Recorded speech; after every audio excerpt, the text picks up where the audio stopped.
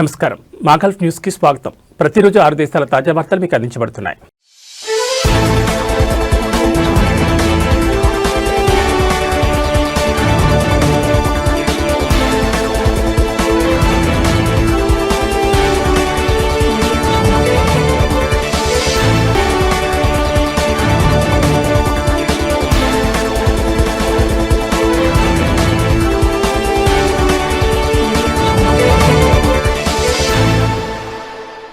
ప్రస్తుతం జరుగుతున్న సంఘటనల నేపథ్యంలో వివిధ ప్రదేశాలను చిత్రీకరించినందుకు మరియు సోషల్ మీడియాలో క్లిప్లను పోస్ట్ చేసినందుకు అబుదాబి పోలీసులు పలు దేశాలకు చెందిన 45 మందిని అరెస్ట్ చేశారు.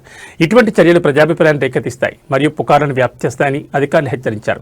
సోషల్ మీడియా దుర్వినియోగానికి సంబంధించిన ఉల్లంఘనలను పర్యవేక్షించడానికి పటిష్టమైన నిఘా కొనసాగుతుందని భద్రతా సంస్థలు తెలిపాయి.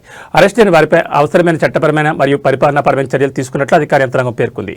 అధికారిక వర్గాలు జారీ చేయని ఏదైనా కంటెంట్ను ప్రచురించే లేదా తిరిగి షేర్ ముందు సమాచారాన్ని ధృవీకరించుకోవడం అత్యవసరమని పేర్కొన్నారు. అలా చేయకపోతే సమాజ భద్రత మరియు కొనసాగుతున్న భద్రతా కార్యకలాపాలను ప్రతికూలంగా ప్రభావితం చేస్తుందని హెచ్చరించారు. అధికారికంగా ఆమోదించబడిన వనరుల నుంచి మాత్రమే సమాచారాన్ని పొందాలని మరియు సంఘటనలు లేదా సంబంధిత ఫుటేజీల ప్రదేశాలను చిత్రీకరించడం లేదా ప్రచురించకుండా ఉండాలని ప్రజలకు అబుదాబి పోలీసులు పిలుపునిచ్చారు. అధికారులు సోషల్ మీడియా ప్లాట్ఫామ్లోని కంటెంట్ను నిశ్చితంగా పర్యవేక్షిస్తున్నారని మరియు చట్టాన్ని ఉల్లంఘించి ఎవరిపైనా అవసరమైన చట్టపరమైన చర్యలు తీసుకుంటారని పోలీసులు స్పష్టం చేశారు.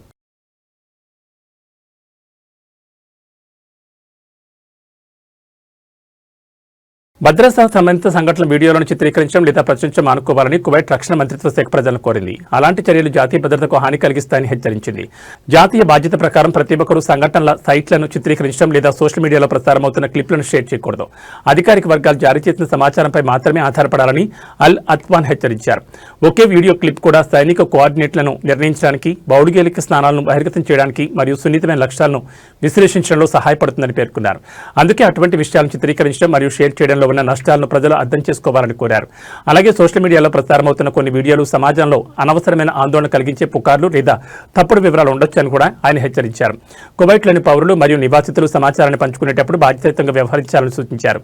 దేశ భద్రత మరియు స్థిరత్వాన్ని కాపాడుకోవడానికి అధికారులతో సహకరించాలని అల్ అత్వాన్ కోరారు.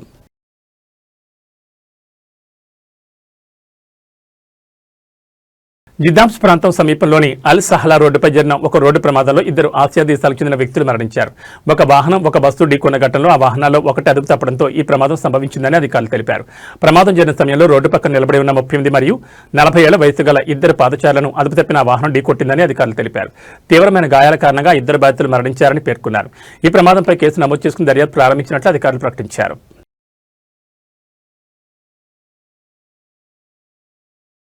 మదీనా ప్రాంతంలోని భద్రతా గస్తీ దళాలు ఓ ఫిలిప్పీన్స్ డొమెస్టిక్ వర్కర్ను అరెస్ట్ చేశారు. ఆమె ఇంటి లోపల కత్తితో చిన్నారిని చంపిందని పోలీసులు తెలిపారు. అనుమానితురాలను అదుపులోకి తీసుకున్నామని, ఆమెపై చట్టపరమైన చర్యలు తీసుకుంటున్నామని పబ్లిక్ సెక్యూరిటీ తెలిపింది. ఆమెను పబ్లిక్ ప్రాసిక్యూషన్కు రిఫర్ చేసినట్లు పేర్కొన్నారు.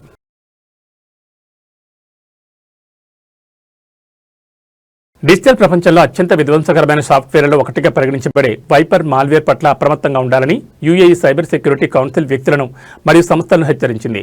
సాధారణ వైరస్లు డేటాను దొంగిలిస్తే ఈ వైపర్ మాల్వేర్ మాత్రం కంప్యూటర్లు మరియు సర్వర్లలోని సమాచారాన్ని శాశ్వతంగా తుడిచిపెట్టి వ్యవస్థలను పూర్తిగా స్తంభింపచేస్తుంది.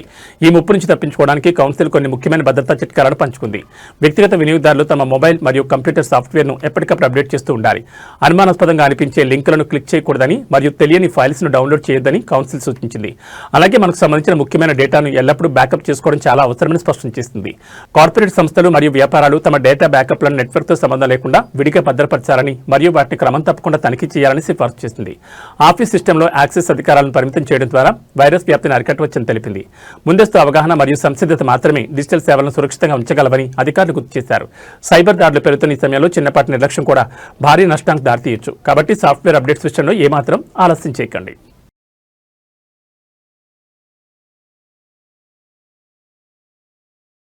ఆహార భద్రతా వ్యవస్థను పర్యవేక్షించడం మరియు స్థానిక ఉత్పత్తిని బలోపేతం చేయడంలో భాగంగా మున్సిపాలిటీ మంత్రి Abdullah bin Hamad bin Abdullah Al Attiyah క్షేత్రస్థాయిలో పర్యటించారు.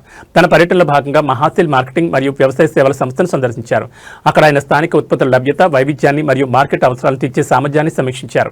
అనంతరం మంత్రి అల్ సైలియా సెంట్రల్ మార్కెట్ను కూడా సందర్శించారు. అక్కడ ఆయన స్థానికంగా ఉత్పత్తి అయిన మరియు దిగుమతి చేసుకున్న పండ్లు, కూరగాయల వేలం ప్రక్రియల పురోగతిని పరిశీలించారు. అలాగే సజావుగా వ్యాపారం జరిగేలా అమల్లో ఉన్న విక్రయ విధానాలను సమీక్షించారు. వివిధ రవాణా మార్గాల ద్వారా ఆహార సరఫరా నిరంతరంగా సాగేలా చూడడంలో, మార్కెట్ స్థిరత్వాన్ని పెంపొందించడంలో మరియు వినియోగదారుల అవసరాలకు అనుగుణంగా ఆహార ఉత్పత్తులు అందుబాటులో ఉండేలా చూడడంలో హస్సాద్ కంపెనీ చేస్తున్న కృషిని మంత్రి ప్రశంసించారు.